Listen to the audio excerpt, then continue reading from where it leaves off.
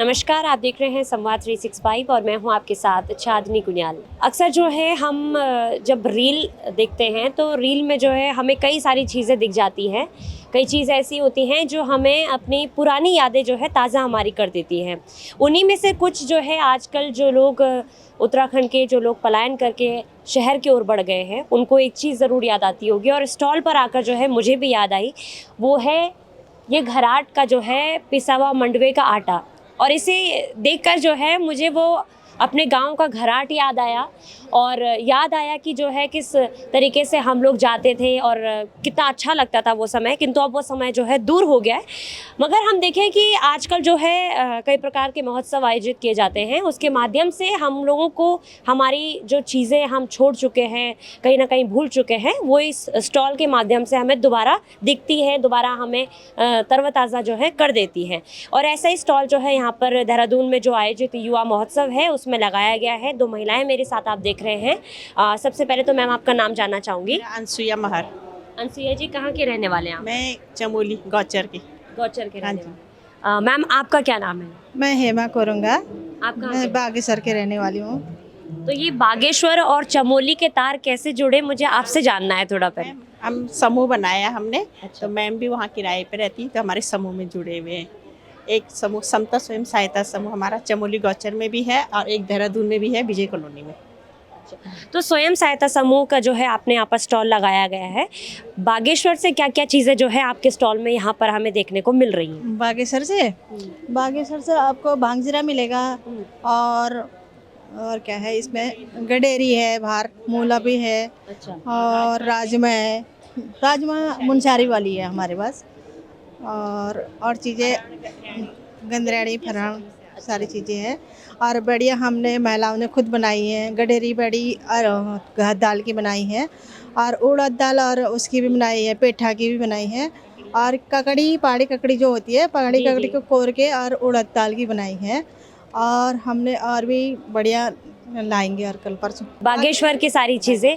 गौचर से यहाँ पर चमोली से क्या कुछ चीज़ें जो है स्टॉल में आई? दालें वगैरह आ रखी मैम और अचार वगैरह ला रखा हमने। आलू के पहाड़ी आलू के चिप्स बना रखे।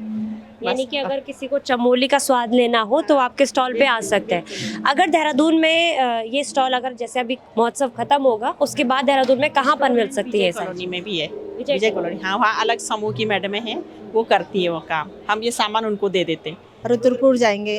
रुद्रपुर में भी मेला लग रहा है, वहाँ पे हम 10 दिन का स्टॉल करेंगे, मतलब काम करेंगे। कुछ सामान बागेश्वर से आएगा, कुछ चमोली से आएगा। जगह जगह से हमने सामान मंगा रखा है, इकट्ठा कर रखा है। इकट्ठा करके हम जो हमारे पहले पहाड़ में रहते थे, अब शहर में रह रहे, उन तक पहुँचे हमारे पहाड़ी सामान। इसलिए जैसे कोई जा नहीं पाते गाँव ना, किसी के छोटे बच्चे, कोई बुजुर्ग लोग हैं, इसलिए हम कोशिश कर रहे हैं कि उनको मिले। एक जो है कहीं दुख भी है कि जो लोग पहाड़ से शहर आ गए थे अब उन तक आपको चीज़ें पहुंचानी पड़ रही हैं।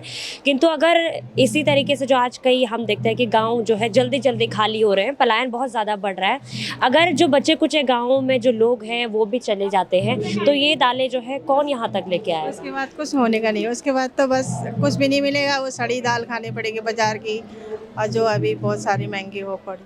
तो कैसे रोक सकते हैं, कैसे आप देखते हैं एक उत्तराखंड के नागरिक के तौर पे कि कैसे रुक सकती है चीज़? जैसे अब जिसके बच्चे पढ़ाने हो रखे ना, उनको क्या करना चाहिए, जैसे जो बुजुर्ग लोग हैं उनके साथ रख देना चाहिए। जो जवान महिलाएं हैं और वो है, चलो मर्द लोगों को तो बाहर जाना ही पड़ता है। जो घर की लेडीज़ होती है, लेडीज़ को थोड़ा काम काज करना पड़ेगा। जैसे जवान लड़कियाँ हमारी हैं, उनको हम काम सिखाए हर चीज़ का ना। हमारे खेत में मूला हो सकता है, गडेरी हो सकती है और दालें उग सकती है। जिस खेत में जो बो सकते हैं ना, उनको हम काम सिखाएंगे पीछे, तब फिर लड़कियां काम कर लेंगी घर में। अगर गांव में भी अगर कोई रहे, वहाँ तक सड़क पहुँचे, अस्पताल पहुँचे, लाइट पहुँचे, पानी पहुँचे, तभी तो गांव में अगर कोई व्यक्ति रहेगा। अगर बच्चे भी घर से बाहर नहीं जाएंगे ना पढ़ने के लिए, घर में मिल जाएगा सारी चीज़ें, व्यवस्था घर में मिल जाएगी, हॉस्पिटल घर में मिल जाएंगे, पढ़ाई के लिए गांव में मिल जाएगा, तो फिर लोगों को बाहर जाने की क्या ज़रूरत है फिर। एक आखिरी सवाल जो है मैं आपसे लेना चाहूँगी। जैसे कि आजकल जो है लोग अक्सर पलायन उत्तराखंड में इसी कारण से करते हैं कि व्यवस्थाएं नहीं होती हैं। दूसरा एक अहम कारण जो है वो होता है कि अपने बच्चों को पढ़ाने के लिए जो है लोग पढ़ाने के लिए रोजगार के लिए बाहर जाते हैं। रोजगार हो जाए, पानी की असुविधा है वहाँ पे और बस वगैरह की असुविधा है स्कूलों की, इसलिए हमारे तो गौचर में फिर भी काफ़ी सुविधा है और गाँव में जो है असुविधा है। मेन पानी की समस्या है, पानी नहीं है। किंतु ये भी है कि आजकल इस प्रकार के महोत्सव से जो है एक रोजगार पनप रहा है। तो क्या एक मैं देखूं कि अगर आप अपने बच्चे को पढ़ाएं लिखाएं उसके बाद इस खेती बाड़ी में जो है अपने बच्चे को डालेंगे या फिर दूसरे जो पढ़ाई लिखाई के बाद और चीज़ें उसमें तो मैं डालना चाहूँगी। अभी हाँ, हमारे परिवार के हैं, उन्होंने तो करा है सूगी गांव में, फूलों की खेती भी करते हैं सीजन में और ऑर्गेनिक पे भी काफ़ी काम चला। पर वहाँ बंदर और सुअर बहुत नुकसान कर रहे हैं, वहाँ उनका नुकसान है। जंगली जानवरों का बहुत है क्योंकि पलायन हो गया, ज़्यादा बस्ती तो रह ही नहीं, जंगली जानवर वो कर रहे हैं वहाँ पे, बहुत कम वो कर पा रहे, उसे बचाव कर पा रहे। अगर गाँव में रुकेंगे लोग, उसका बचाव, खेती का बचाव करेंगे तो जितने ज़्यादा लोग होंगे तभी बचाव होगा। 2-4 लोगों में क्या बचाव होना। बिल्कुल सही बात जो है यहाँ पर है। आज हम ये जो चीज़ें यहाँ पर देख पा रहे हैं, हो सकता है आने वाले समय में ये दिखे ना दिखे, इसीलिए ज़रूरी है कि इस ओर भी ध्यान दिया जाना चाहिए।